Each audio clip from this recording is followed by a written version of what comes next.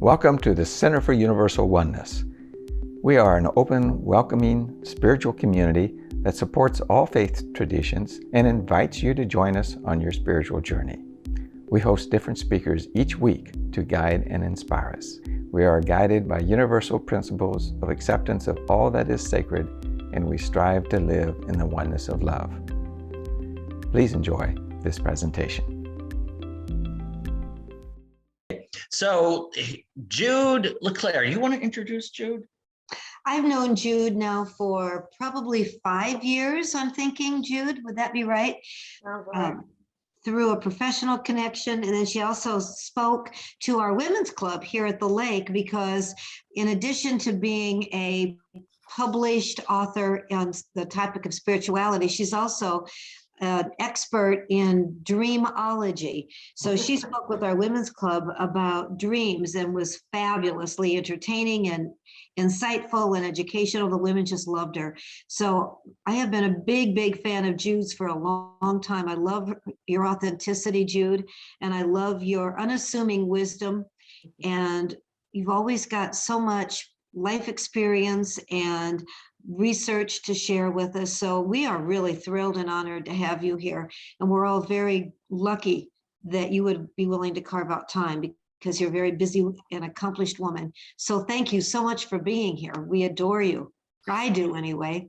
Ditto. Good morning, everybody. Good morning. I'm glad to be back once again. And I'll just tell you, I had a second cataract surgery Wednesday, so one eye isn't operating very well. So I'm under a little duress here, but I keep remember I watched the Paralympics and I couldn't believe people were playing soccer who were blind and people are swimming with no arms. So I guess I can do this with just one eye. Okay. And I also know that it's going to come back better. So that's a good thing, right? So that song, actually, some of you may or may not know. My spouse, I call her my spice because she's not really my wife or spouse, so I call her my spice. That was the song we danced to at our wedding 5 years ago. We've been together 17 years, but we finally were able to get married legally, and we were 5 years ago. So that was that song really.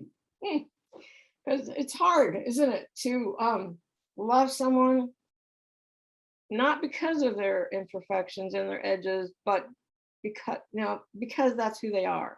We all are. We all have edges. We all have soft places. We all have all those parts. And so we talk about love. We talk about it. It's written about. It's sung about. It's an intrinsic part of our human life. We spend a lot of time really trying to understand it, to figure it out. I shared with Jeff and Mickey that this coming week I will be turning 80. And for some reason that seems like a big, I don't know why I won't be any different on that day, but I just feel like, wow, 80 years, I can't believe that. Because I still feel like, like most, you feel 30, right? Where did this time go? But it did, didn't it? So we're all trying to do that. We kind of feel like maybe our heads underwater, but we're breathing, we're crazy, and you're crazy and I'm out of my mind, but I'm trying to love all of you and you're trying to love all of me with our perfect imperfections, kind of the cards on the table, being vulnerable, right, and being open, because that's really hard. And I think, as we age sometimes, and not just when we age, I think showing our vulnerabilities is kind of hard, isn't it? I'm running around going, wow, I can't really see in this eye. I can't, I love to read. I realize that I read so much of the time. How much of my life is reading. And right now I'm not reading well. So it's like, well, Jude, what are you going to do with yourself? You can't read very well right now, right? So owning our own vulnerabilities and allowing other people to see our vulnerabilities. Okay, and our imperfections. So, we think of love of parents for children, romantic love, maybe love of something we do, but also I think we think of that long love through the dark and the light. And so I'd like to take a little time to think about that. I had a lot of time to think last weekend. I was going to go to memorial service last weekend in Prescott, Wisconsin, which is about 450 miles away, with my daughter. And my daughter, who obviously is way younger than myself, her knee went out. She couldn't really walk. She said, "Mom, I can't go with you." So I said, "I'm going." So against the advice of my spouse and my family, I jumped in the car. Well, not exactly jumped these days, but I drove 934 miles last weekend solo. So I was kind of proud of myself for doing that. I may not sound like a big thing, but it was a big thing for me to do that trip by myself. And I went because a friend of mine for the last 41 years passed away last year. She was this amazing person. She was a musician. She was she composed songs and piano songs, and she and her partner sang, but she was actually a psychiatrist. And she was very humorous as well. And I spent a lot of time with her and her partner over the years. We did vacations and things together. And then as it goes, you know how it goes, you kind of lose touch. You kind of don't see people very often. But for the last 6 years, she had Parkinson's and then Lewy body dementia, which some of you may know that's a pretty awful thing to happen. And so I had a lot of time to think. And I was thinking a lot about this topic that I'm talking to you about.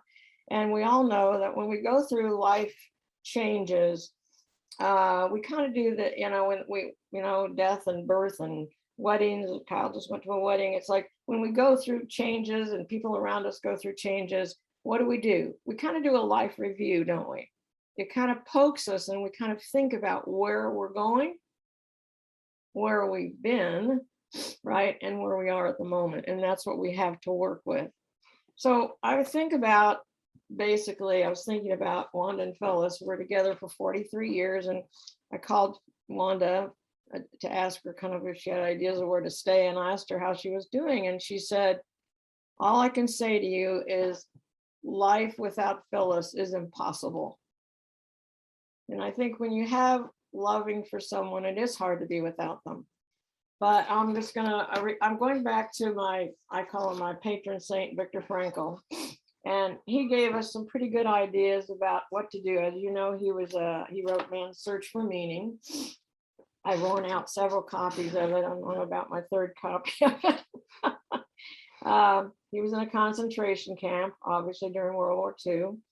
And he was out in a work detail, obviously a horrific situation. And he had this sort of transfixing experience in the midst of starving, pain, loneliness, etc. And he knew that all of his family were in concentration camps. He had no idea if they were living. He had a pretty good idea that perhaps they were not. And so he had this experience and he was thinking about his wife.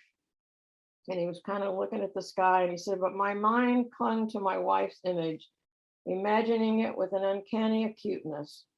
I heard her answering me, saw her smile, her frank and encouraging look.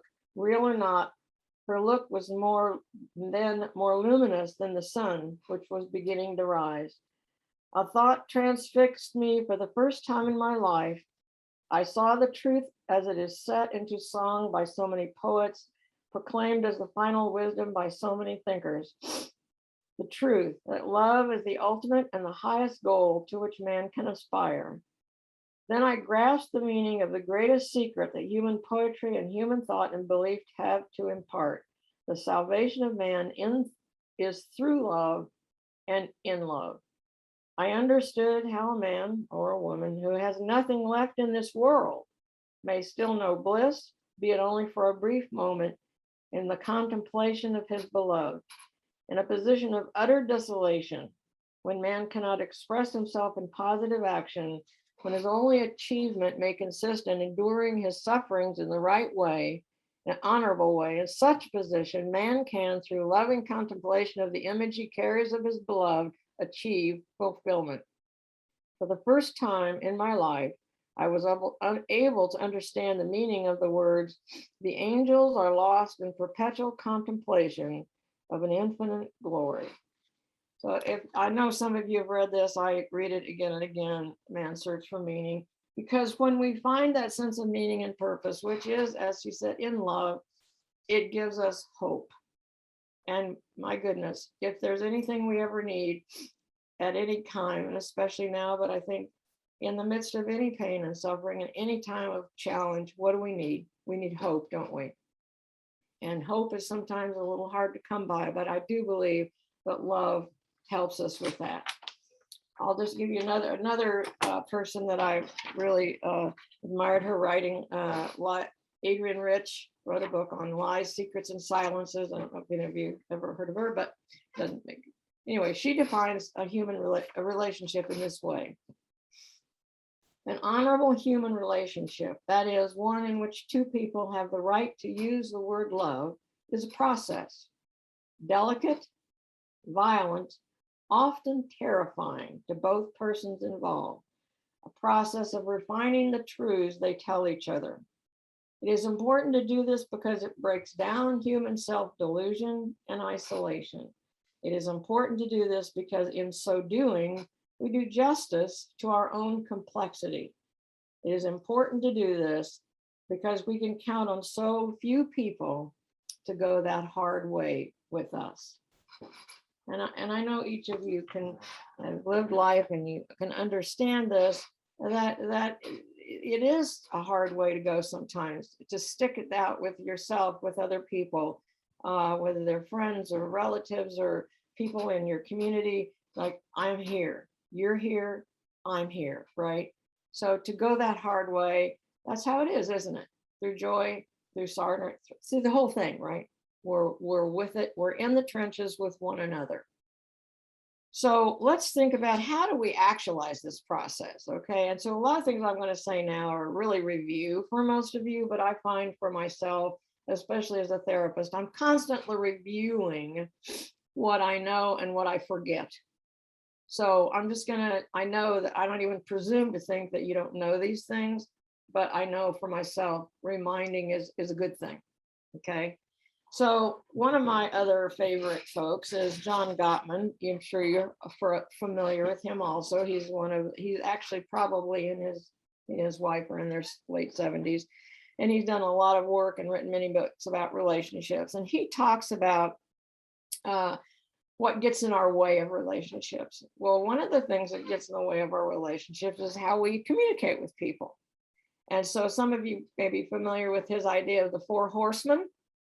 You ever hear of the 4 horsemen? So the 4 horsemen are 4 ways that we communicate that may get in our way. So the first one that he talks about is criticism. So sometimes we think we're giving constructive criticism, which can be good, but we can be judgmental or critical. And so what happens when we're critical or we get criticized? What do we do in response? Defensiveness, right? Wow, but I do this and you do that, and I did this yesterday, and I'm really a good person, right? You want to defend, right? I know I do. So if there's criticism, then there's the reaction is defensiveness, right? Above and beyond criticism, there's what he calls contempt. And the universal facial image for contempt is kind of, rolling the eyes and curling the left side. That's contempt in every culture. It's a human way. And contempt is more, I would say, malicious. It's often name calling. It's putting a person down by tearing them apart. And so it's much more than criticism. And then the 4th one is stonewalling. We all probably know this one as well. So something's going on, and what do? We change the subject. We just don't speak. We shut up. We walk out of the room. The worst part of stonewalling is what I see that really disturbs me a lot is that people who won't speak to each other.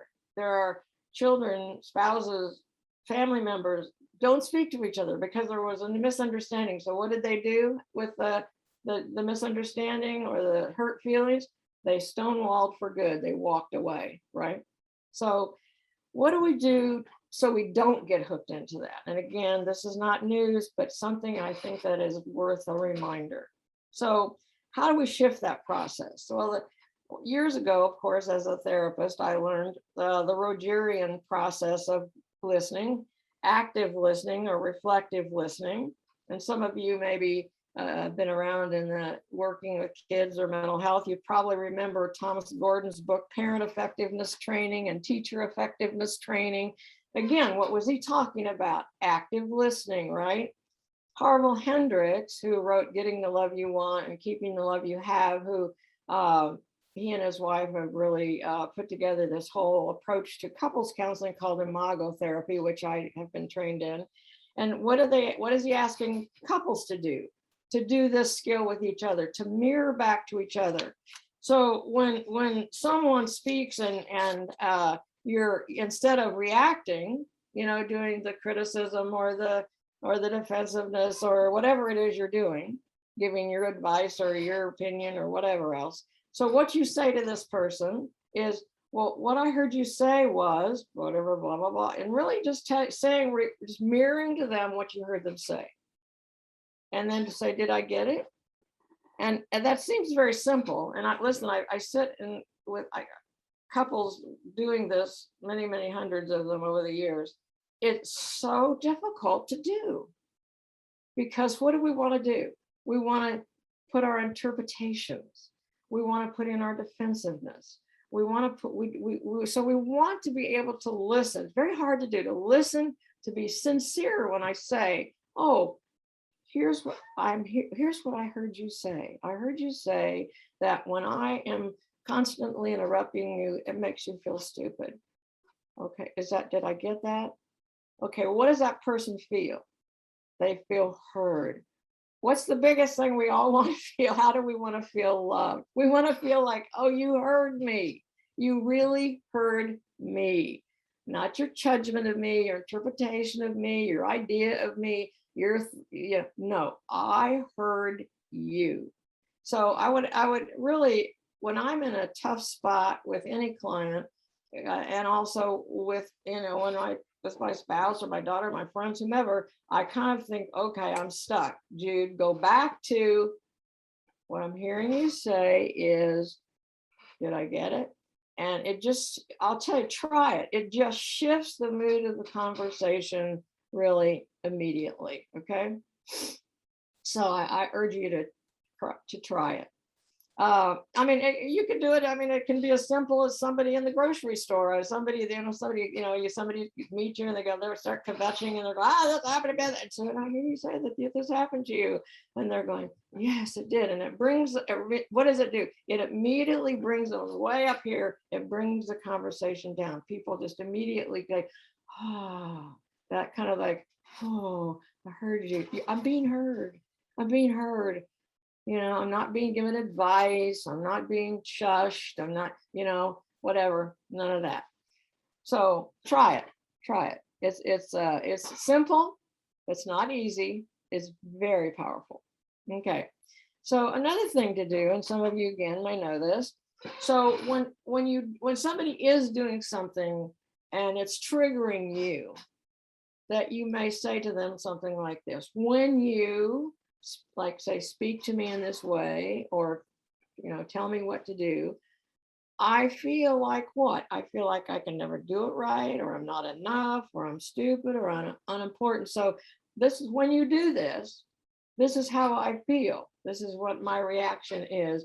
And if you can, at least in your own head, what does it, and it reminds me of. So what does that take us to? That takes us to whatever wounds we may have, whatever former experiences, if maybe I was yelled at as a child by one of my parents, and somebody, I don't care who it is, a stranger, the person you love, somebody yells at you, what do? You're immediately triggered back into that little kid or that person in the traumatic thing where somebody's touching you inappropriately or yelling at you or doing something. And so you're not there at all. You're back in the wound, aren't you? You're being triggered. So I would just say it's really important. And I've seen when I do this with couples, which I do frequently, I have seen couples who've been married sometimes for a long period of time. When they do this, to say, when you do this, I feel so-and-so, and it reminds me of when the person goes, I had one husband who broke into tears when the woman told him that reminded her of how her father treated her. And he broke, they'd been married like, I don't know, 15, 20 years. They had grown children. And he broke into tears. He said, "Oh, I'm so sorry. I just had no idea. You've never really shared that with me." So people don't, even though have known each other for a long time, often have no idea. So even though your behavior might be totally innocent, you don't know if you're maybe triggering someone. And somebody may not know when they're triggering you, and they're not perhaps meaning to at all. Okay. So just try that again. When you, whatever, do this, feel, whatever, I feel like, what does it make me feel like? And what does it remind me of? Because most of the time when we get into these wrangles with people, we're being reactive, and we're really operating a lot of times out of our own pain, okay, that really may have very little or nothing to do with this person, okay? So it helps us avoid that being reactive or being triggered into that abusive or traumatic or unpleasant previous experience. So that helps us to understand another thing, which Harville Hendrickson, it really emphasizes in his work. And that is that one of the tasks, and some of you may all be much aware of this, that you learn this in relationships, that one of the tasks of relationships is to help each other heal. Okay, to help each other. We all have wounds, isn't there? There's not one of you, is there, that doesn't have some wounds that you've had throughout your life, in the beginnings, as whenever. We all have stuff that happens to us, and they become part of who we are, whatever, the good stuff, the bad stuff, and the negativity tends to be the part that gets us in trouble sometimes, right? And that's what we're reacting to. So when you're friends with someone, with parent, children, spouses, this applies to any relationship. That if you're there with a person, like, Adrian Rich says, who goes that hard way with us? Okay, you're having this period of reactivity, or I'm having reactivity. We're going to work through this together. We're going to work through it. Okay. We're going to figure it out. And so if I do something that triggers someone, it's up to me to help to kind of think about my behavior, and understand that a little bit. And as they do, they can also be healing. So maybe in the future it won't trigger them. You see what I'm saying? So I think that those are things that you can do. As I said, it's not just for people who have a primary relationship. These are friendships. These are people that we're close to. So I think, I don't know if you ever thought about it that way, but I always thought it was really kind of a little bit of a revelation when I studied the Imago approach to couples counseling, to think about that one of the tasks of a relationship is to help each other heal. Okay. So as we practice these dialogues of understanding, then we become more aware of the needs and desires of people, partners, friends, children, and they become more aware of ours. So Don Gottman also talks about some of the principles that makes marriages or any relationship really work better. And one of them, have any of you heard of the concept of love maps? Well, anyway, if you look up John Gottman and just John Gottman love maps, or go to any of his books, he loves these questions. Okay, and what are the questions? There are questions about, what kind of foods do you like to eat? What's your favorite movie? What's your dream about what you want to be or do? So it's like, what the love maps is knowing that person. I always say, do you know a person, whether it's your friend or child or spouse, could you go into the restaurant and order for them? Do you know what kind of clothes they like? Do you know what kind of movies they like? Do you know what kind of books they like? Do you know what their dreams are? Do you know what their wounds are? Do you know what their difficulties? Those are love maps, okay? And I'm kind of amazed sometimes, again, in working with people, with couples and families and so on, that we become so, I guess, taken up with the daily things of life that we kind of forget to notice what people's, to get to know them. We don't have very good love maps, okay? So if you don't have a very good love map of someone that you care about, I'm going to suggest that you think about getting more love maps. So, because that's the map to that person, okay? All right. So thinking about love maps. Also, he talks about, nurturing affection, compliments. And I think this is very important in any relationship. Do we tend, especially when it's difficult, to turn towards the person or away from them? It's like, can we deal with conflict? Can we deal with the situation, or do we walk away from it? Do we emotionally walk away? I can be present physically, but am I emotionally present? Emotional presence is hard, isn't it? Really hard. To really be with that person, to be a presence. You don't have to say anything, do anything, just be this presence, right? So another thing I would like to just say, I think it's really, really important, and that is, we talk a lot about giving. How many of you learned that giving, we all got to be givers, right? But what about receiving? Anybody teach you how to receive or think about the power of receiving? No. And I remember actually one of my early experiences of therapy, I was in my early 30s, and the therapist said to me, I want you to say, I need help. And this is in my head, I'm going, I'm so pissed. What the hell is she talking about? I do not need help. I am the helper. Don't you get this? And it's like, I was really mad. I'm paying this person to tell me I need help. And it's like, one of my life lessons is, Jude, you do need help. And you need to ask for it. And what's this? Receiving. Palms up. I take in love. I take in compliments. So there's a woman, maybe some of you have heard of the book. It's called The Power of Receiving by, what's her name? Amanda Owen.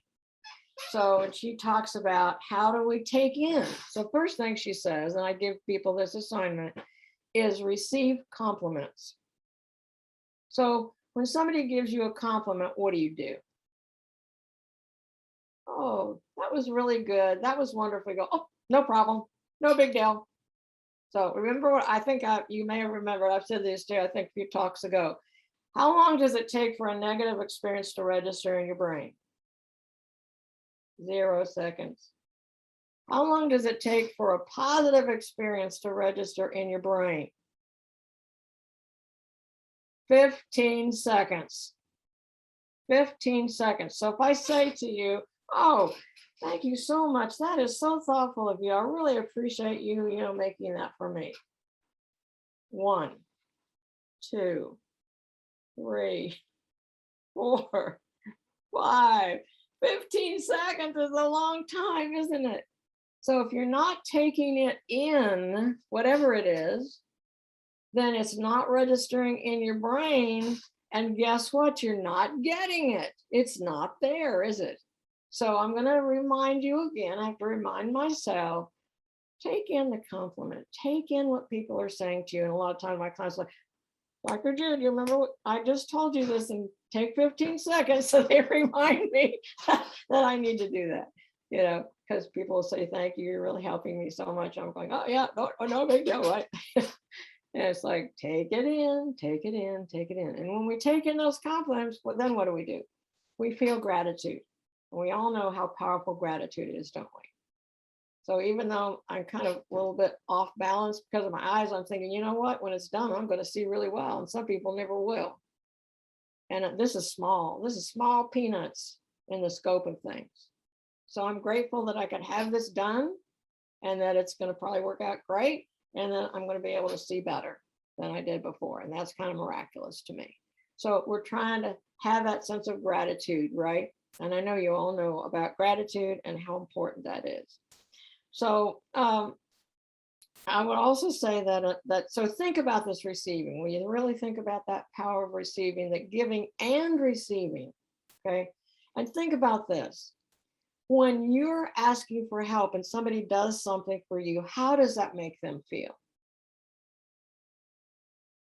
They feel great, don't they? They feel really good. They go, wow, I can help this person. I'll share this. I know we're getting short here. We're about ready to end here. But when my mother was dying, and by the way, my mother died at 79. So I've outlived my mother now. So this is that's a little, I know for when we kind of go past when someone we love dies, we're going, wow, I made it this far, right? But my mother was a very strong woman, very much not often asking for help. She was a nurse and she was a caretaker and a woman of her generation. And as she got, sure, mentally, she was very much with it, but physically, she was just getting weaker and weaker. And I went to the hospital to see her, and this was probably within the month before she died. And here was this very vulnerable, frail little woman in the bed. And the nurse aide was giving her a little sponge bath. And the nurse goes over to me and hands me the washcloth and says, "Oh, would you like to finish giving your mother a bath?" And I go, "Oh, shit." Here I am giving my frail little mother in the bed there, looking so frail and small, and I'm bathing her. And I thought, wow, this is like, I'm doing this for my mother, and I did it. And my mother just looked at me and she said, "Thank you, sweetie. Thank you so much." And I thought, oh my God, is this my mother? You know, that she was at that time facing her own mortality and her own death. She was allowing me to give something to her, which was not like her so much. Guess I learned to be that way. And so I think when people are vulnerable and they allow us to give to them, they receive what we have to give. That is a great gift. That is a great gift. So I know I can almost put money on it that most of you are those strong people that are out there doing for others, taking care of others, and good, that's fine. But allow others to do for you. Take in from others. And I would really urge you to kind of practice that a bit, okay? Receiving, the power of receiving. And I'll just end with this thought that we also know, and this is not news either, the whole languages of love books, but everybody gives and receives love differently. So often we give love like we want it, right?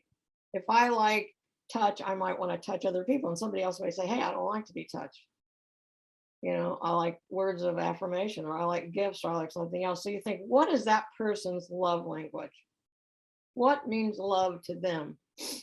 And so I would really urge you to think about, how do I like to be loved, and how do others that my friends, my family, my community, how do they like to be loved? And so it's a challenge, isn't it? To love someone in a way that, like, I know that some people, when they're upset, they just want you to leave them alone. Well, if I'm upset, even though I may act like I want you to leave me alone, what I really would like is a little encouragement, maybe a hug, but there's people that's not what they want. So I'm going to respect that. Say, I love you so much that I'm going to give to you what I know you need, not what I need. Okay.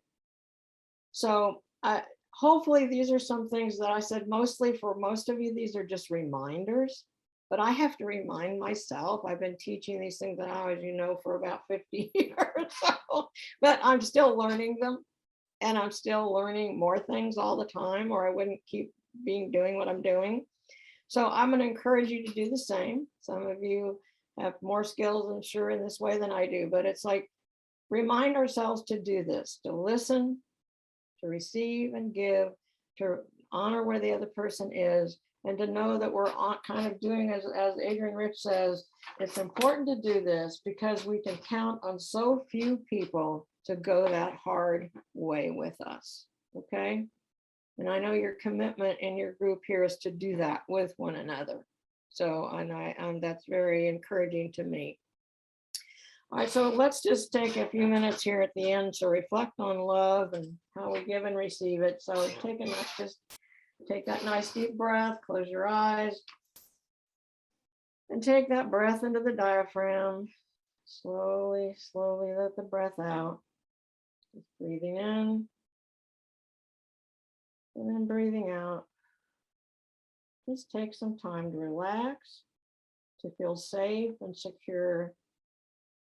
Take a moment to think of a safe and comfortable place. Maybe you have a safe place in your head that you like to go in. It maybe it's a place in the woods or by the ocean, or maybe just a quiet space inside of yourself. And here you can take a moment to just remember an experience of love. Perhaps it was a touch, a look, comforting words, a special gift or kind of behavior. And how do you feel as you remember this? Like Viktor Frankl, remembering his wife and her beauty. Take it in, feel it. Let your senses remember this, your emotions. Perhaps it reminds you of other experiences or times when you felt loved, cherished, really heard or understood. Know that any time you feel lonely or discouraged, or even not so lovable, you can remember this knowing that love is shown in a moment and has no boundaries of space or time. You can go to this place anytime, especially in moments of need. And just take whatever time you need, knowing that you can always take all the time you need and call on whatever love you need at this moment. Go to this place any time of day or night.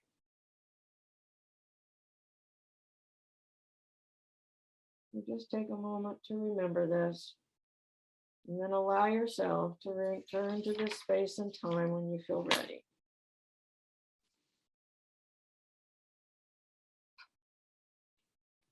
Okay.